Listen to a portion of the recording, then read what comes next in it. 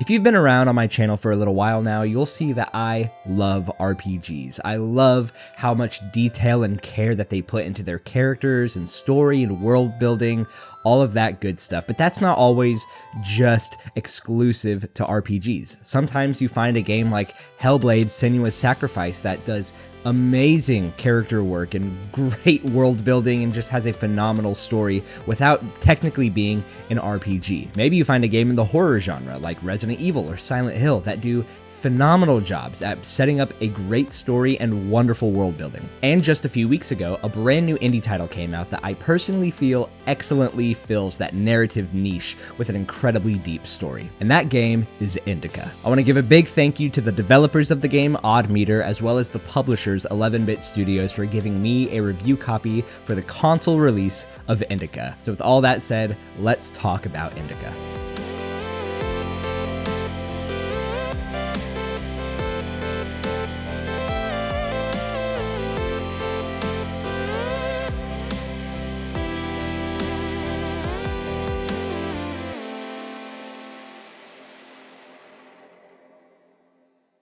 If you're someone who's seen the trailers for Indika, but you haven't actually got to play the game yet, you may be wondering what exactly this game is. I feel like the trailers really invite you in and draw you in to experience what the game is itself, without giving too much away in the trailers, and I think that that is the best way to go about it. So if you don't really know what this game is, without getting into spoiler territory, Indika is a third-person story-driven game set in 19th century Russia. It tells the story of a young nun named Indika. Again, without getting into too much spoiler territory, you're essentially on a mission to go deliver a letter. In the process of the delivery, Indika comes into contact with an escaped Russian prisoner, and the rest of the game kind of focuses on Indika and this prisoner's journey to go find a quote-unquote miracle. That's really all I want to say about the game. Like I said, the trailers really invite you in to experience everything firsthand, and I highly encourage all of you to go out and do that with this game, just because, I mean, one, it's really short. It's an incredibly short experience. It's about 4 hours long. It's not a full price title. You could tell they put a lot of effort and love into this game, and so on console and PC, you can pick this up for about 25 bucks, but I really encourage everyone to experience what this game has to offer firsthand. One thing that the game really does focus on is its approach to discussing philosophy, morality, religion, all through the lens of this 19th century nun. Indika is incredibly focused on really just building up that dialogue, building up conversation between players where maybe the questions it's trying to raise aren't the most new and nuanced questions in the world, but I think they're important at least, especially if you are someone like myself who considers themselves a believer, or maybe you don't consider yourself religious in any regard. I think that there are still great questions to be pondered throughout this game. Gameplay-wise, Indika is an environmental puzzle game. In the beginning of this video, I mentioned a small comparison between Hellblade: Senua's Sacrifice and this game, Indika, and you can tell that there were just so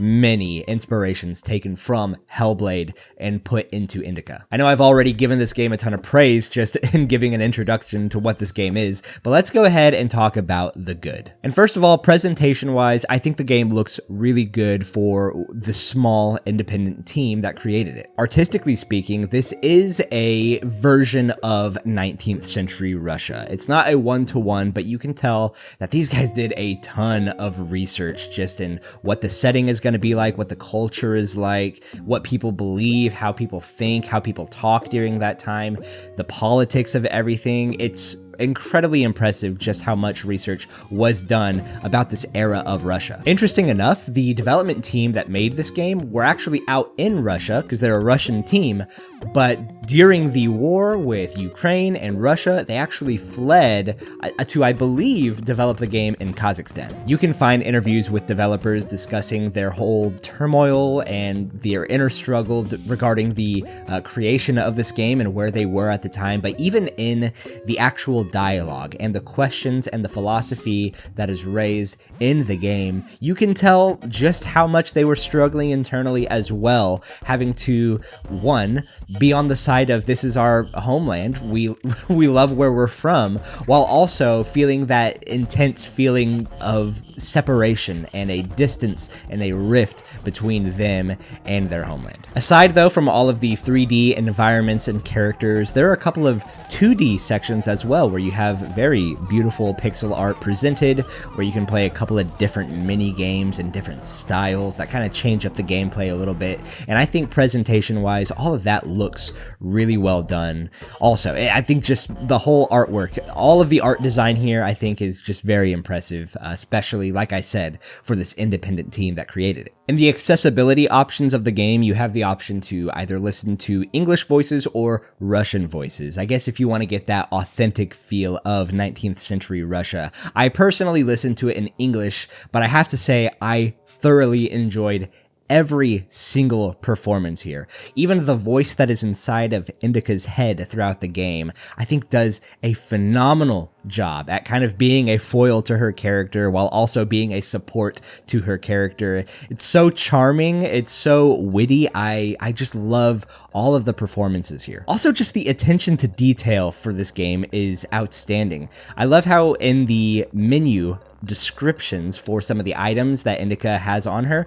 For instance, she has a rosary with, the cross that she holds in her hand and she'll pray. And in the description, it'll talk about how she clutches onto it so tight that her hands start to bleed. And just throughout playing the game, if you just kind of get a glimpse of her hand, you can see that after she's prayed for, some sort of gameplay scenario, you can see that her hand is bleeding. There's not a whole lot of moments that the cutscenes are drawing attention to that fact, but just from playing the game in the actual gameplay itself, if you move the camera around and you see her hands, they're bleeding. Just little details like that. There's tons of that littered throughout the game. This is a game where you absolutely should stop to smell the roses at any point that you possibly get. As someone who's really interested in philosophy of this genre and religion as well as a Protestant Christian, I like a lot of the little nods to what people were thinking in that time and how people viewed God and how people viewed religion and viewed people and sinners and all this stuff during this time. Like I mentioned earlier, a lot of this is kind of an abstracted version of 19th century. It's not a perfect one-to-one, and it also incorporates tons of folklore and fairy tales of Russian stories back at that time, but the lengths that the game goes to really drive home what this world is like and how bleak it is and how people view religion and how people study religion in this time is so interesting. For instance, you have these hagiographies, where if you don't know what a hagiography is, it's basically a little biography of the saints. You'll find a couple of these hagiographies as you're exploring and you're picking them up and putting them in your inventory throughout the game. For instance, while exploring, you can find a story of Saint John who falls into a hole, and as he's stuck in this hole, he's sitting there patiently for days thinking that it is God's will for him to be in this hole. After a little while, he starts praying to God and he starts to believe maybe this is a test that God is giving him. Maybe God wants him to try to climb out of the hole. As he's done praying, he sees a branch that he can grab onto, and he starts climbing and he grabs onto the branch, and he then realizes that he was actually tempted by demons to get out of the hole. So once he gets out, he jumps back in and feels regret and feels shameful that he disobeyed God and listened to demons, and then God forgives him, and then he's given lots of blessings. And it's these little stories in the game, these hagiographies, that are kind of designed to show what these people believe is the nature of God. Whether or not you agree with that assessment, that is the nature of God portrayed in that hagiography, that is so good. as far as how the world actually used to view religion and view the saints and view these stories and the nature of God in this way in the 19th century. So stuff like this is really interesting to me. I don't know if that is something that you guys are particularly interested in, but if you are really into diving into the philosophies of a lot of that sort of stuff, I think you're gonna find a lot of enjoyment here, I think. I feel like I'm kind of hopping around here in this one particular subject, but just on the idea of morality and philosophy and religion and how all of that plays into each other, there's a few times in the game where it raises some specific questions. One question in particular is, well, if sins can be measured, for instance, the sin of opening someone's mail, opening a letter that doesn't belong to you, it's someone else's, that may be a sin. How many letters do you have to open that are not yours for it to be the equivalent of something like murder? And like I mentioned earlier, you may be someone who is in the faith, and that particular example might not even be what your assessment is of sin. But maybe you're not in the faith, and this is something that you just never even thought about. That's the whole point of a lot of the storytelling in this game, is to bring up philosophical ideas and questions and taking a look at the psychology of people in the faith, you know, very religious people who are ruled by a ton of authority by not just God, but people in the church itself. These are the questions that it's really trying to raise. And I don't know, maybe that's something that's not super interesting to you, but if philosophy is something that you're interested in studying, and these are questions that you think are really unique to video games for them to be raising in players' minds, I think this game is really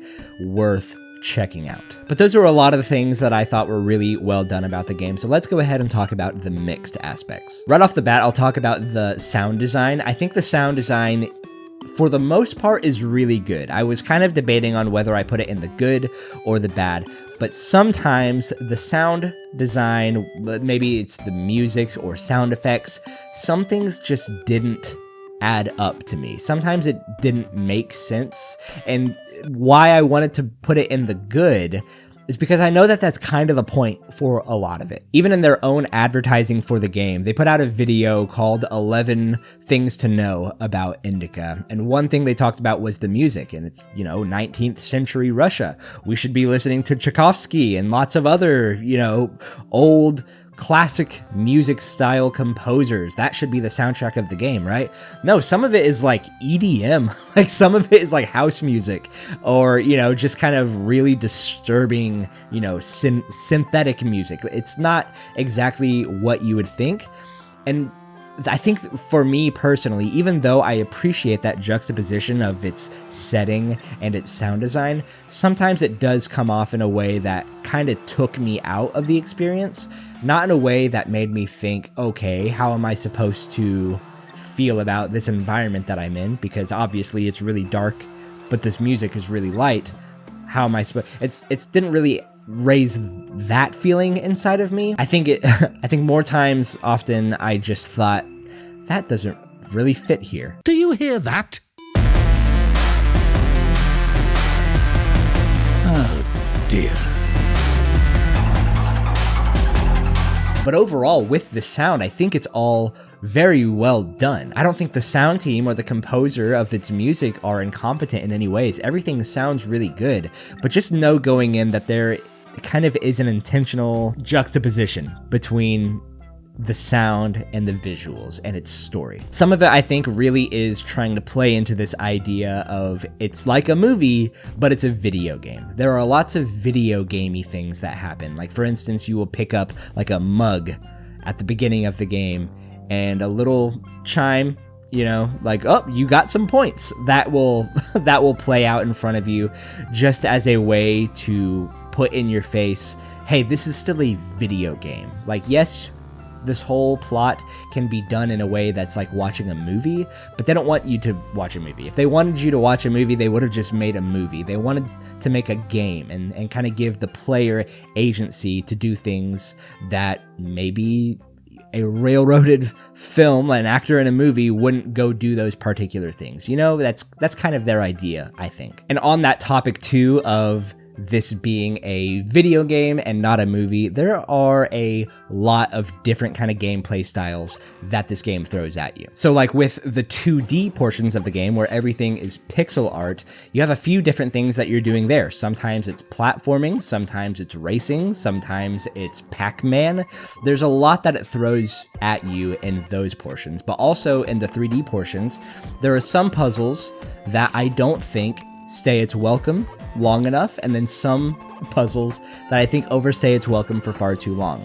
For instance, one of the first puzzles that you are able to really interact with in the game is this whole scenario where you have to pray to make the world kind of go back to normal. I don't want to get into too many spoilers or show you too much footage of what that looks like, but it's a really well done puzzle mechanic that I personally just felt like I wish I had seen more of that in the game, because it only happens about twice, and both times I felt were really effective.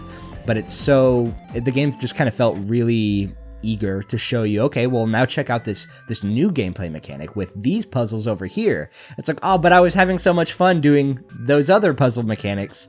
Okay, show me what you have now, and sometimes that can be a little bit frustrating. And I'll put this in the mixed as well, the overall runtime of the game. I get what it's trying to do. It's a movie, but it's a video game, but also it's a video game. So maybe only 4 hours with a game is not long enough for some people, especially to justify spending $25 on something. Obviously, art is subjective, and maybe you think this game is worth $1, maybe you think this game is worth $100. That's up to you.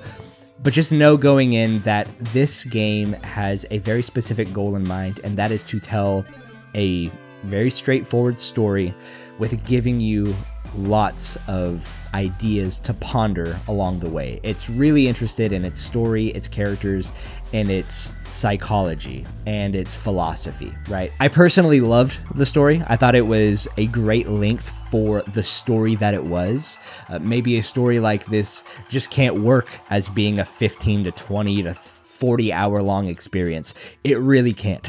So really what this game accomplished with its length was a positive for me, but for you, it may be a negative. So just keep that in mind when going into it. I'll also say that aside from just the difference in 2D graphics and the 3D graphics, there are some instances when you're playing the game where you can really tell where they put a lot of love and tender care into the visuals with some environments and some characters, and where they don't really do that. And some of the environments look kind of muddy, or the characters just don't look nearly as polished as some of the other characters. For the most part, everything here looks really well done, but I just found that there wasn't a ton of consistency in its visual fidelity, which I don't think was a limitation issue. We'll talk about some bugs that I had later on, but I think that this was kind of just how the game was made. Some areas were clearly built with a lot of love, and some characters built with a lot of love, and then some kind of were just like, well, we just need this environment here. We just need these characters here just so that they're kind of filling the space and it's not dead right here. We just need these environments. It was just always a little noticeable to me whenever it happened. But with the good and the mixed out of the way, let's go ahead and talk about the bad. And like I just talked about, there were some bugs in this game, and there actually weren't some bugs. I actually had a lot of bugs in the game. There were moments where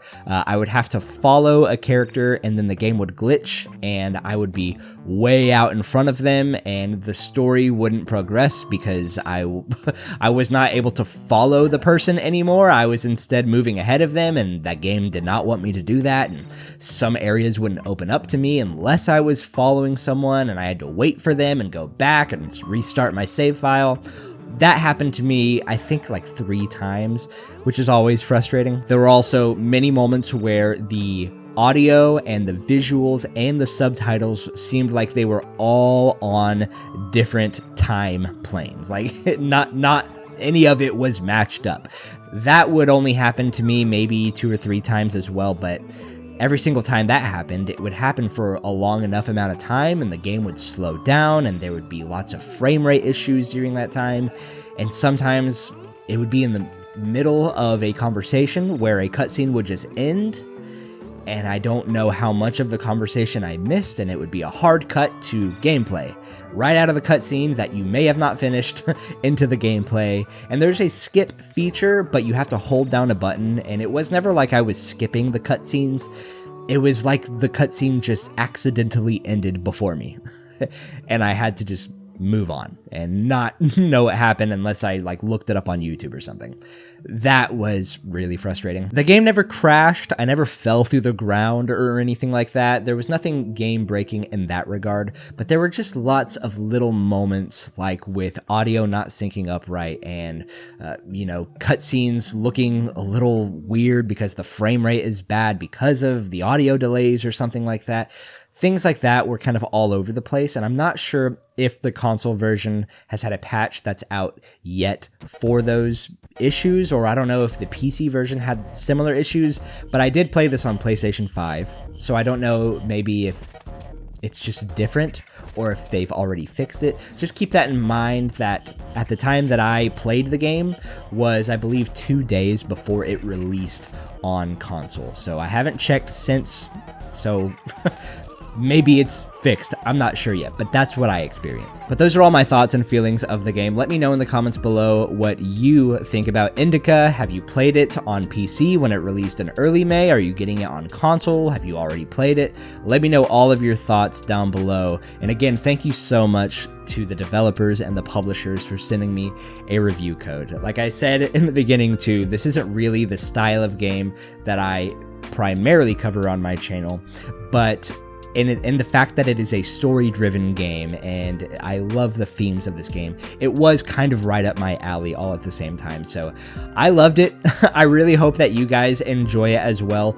Bugs aside, I think that this absolutely is an experience worth going through on your own. So if you've avoided a bunch of trailers, maybe just, don't watch any more trailers. I tried to keep this as spoiler free as possible, so I hope that in some way I could incentivize you to go out and get this game, because like I said, I think it's just a really interesting piece of art, especially for the video game medium. But while you're down there commenting all of your thoughts and feelings on Indika, go ahead and hit the like button, hit the subscribe button, and hit the notification bell as well so that you're notified whenever new videos like this go up. In the description as well, you can find a link to the Discord where you can join a community of like-minded gamers and talk to me and a bunch of other people about anything. We've got a ton of channels for movies, video games, music, nonsense, memes, whatever. You can go ahead and join my community as well. We would love to see you there. My release schedule has been a little weird right now, still with moving and all this stuff and other family things and work things kind of always happening for everyone. Y'all know how it is. I still want to try to make making videos a high priority on my very long list of priorities, but just know I haven't given up and I'm going to keep on trying to make some games. I actually just finished Animal Well as well, the game published by video game Donkey's studio, Big Mode Games, so I'm planning on reviewing that one actually right after I'm done recording this, so expect another video very soon. Thank you guys so much for watching this. I'll talk to y'all later. Bye-bye.